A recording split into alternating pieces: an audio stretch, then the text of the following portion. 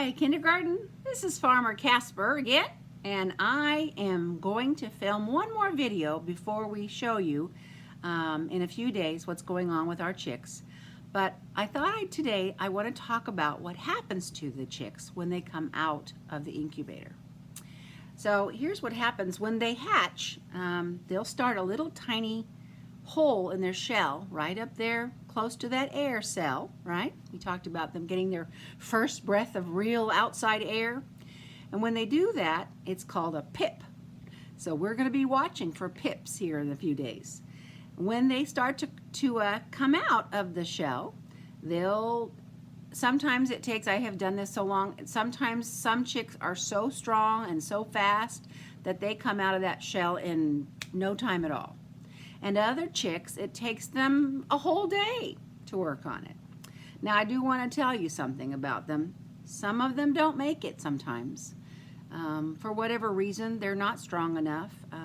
Remember that at least some of our eggs, remember I said they weren't fertile, and so they didn't have daddies, and so there's just a yolk inside there. There's no chick growing.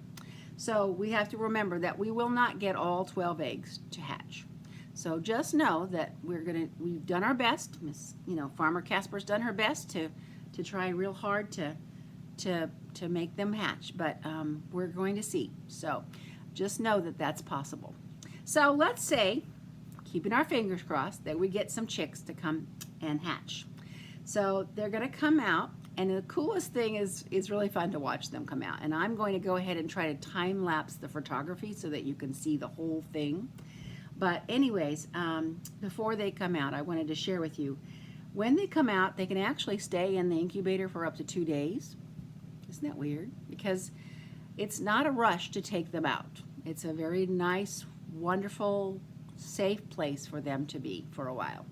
So I don't ever rush to take them out of the incubator. It's warm, I know that they're safe in there. Nothing's going to get to them. It's just great. So when they are ready to take out of the incubator, though, we have to still take care of them. Farm animals are what we call domesticated animals, and that means that they need help from humans to survive. So when they come out of their egg and they're ready to come out of the incubator, I will carefully pick them up. And that's the part that I'm sad that you all are not getting the opportunity to do that this year. But sometime I hope you get to hold a baby chick. It is the most wonderful thing in the world. So when we take them out, though, I will carefully take them and I'll put them in this right here. So I wanted to show you. This is my brooder, and a brooder can be any box that's safe and warm and ready for chicks. So you could even use a pet box to make a brooder. I used one of those for many years. And then last year I hatched ducks, and ducks are big and very messy. And I had, let's see, what was it, 13 out of my 18 eggs hatched last year of ducks. So I had a lot of baby ducks, and they needed a lot more room. So last year I enlisted the help of my husband to help me make this very big brooder box. So they're going to have plenty room as chicks. So you can see this is just a Rubbermaid tote, and I have put a heat lamp on it, and basically it's a light that you buy at the hardware store, or even Walmart I think has them, and you put in a light bulb in it, and the first light bulb that you use is a 100-watt light bulb, because it's got to be very, very warm for them when they come out of the incubator. So then you can see on the bedding there's some pine shavings, and some people use newspaper, but you have to really watch out for that, because newspaper is kind of slippery, and it will cause you to have, sometimes your babies will have problems learning how to walk well and strengthen their legs correctly, and they'll get what's called spraddle legs. So shavings are nice and soft, and of course they love to peck on them. And then over here on this side, I hope you can see what I'm showing you.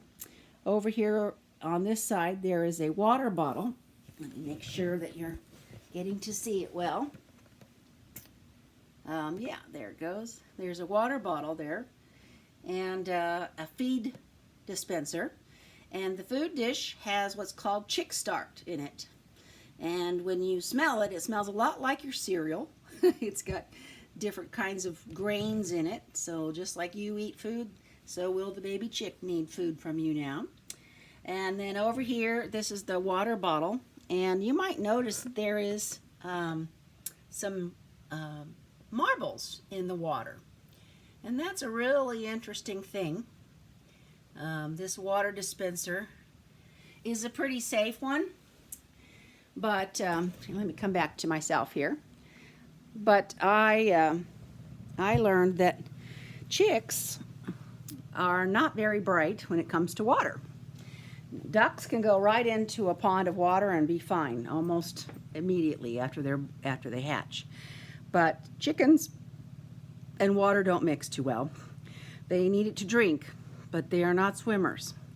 And in fact, a chick will, if you don't protect it, it will put its head right inside a little puddle of water and keep it there until it drowns. It dies. So as sad as that is, I don't want that to happen. So I have learned to put marbles in the water dish, and the marbles allow the water to be up where the chicks need it, but they keep the chick from putting his or her head into the water and drowning. So it's a safety device, I guess is what I should say. It's a safety measure to keep the chicks from putting their heads down into the water and drowning. So as you can see, I've learned a lot over my 35 years of hatching chicks and ducks. So you also probably saw a thermometer in there. And that is because right now it is important that when I remove the chicks from the incubator that the temperature is kept right about the same temperature as it was in the incubator for a few days. And then as time goes on, I will lessen the heat because these babies need to get ready to be in the hen yard.